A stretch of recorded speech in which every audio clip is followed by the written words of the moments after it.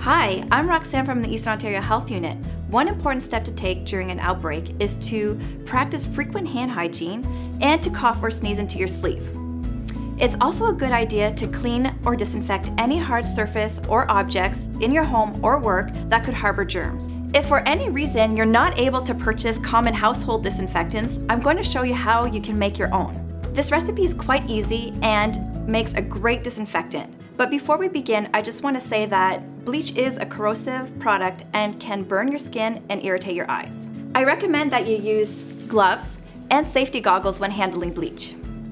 Take 1 part bleach and mix it with 9 parts water, but don't make too much because this solution is only effective for about 24 hours.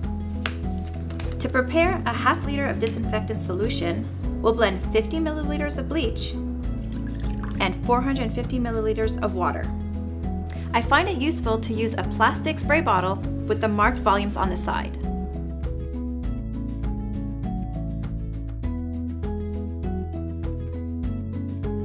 Make sure the bottle is well sealed and gently mix it. To be safe, take a piece of tape and clearly label the contents of the bottle and add the date and time. Before we start, make sure that the solution will not damage any object or surface that you are using it on. I recommend trying it on a hidden area. For electronics, you should always look at the owner's manual before disinfecting it with any solution.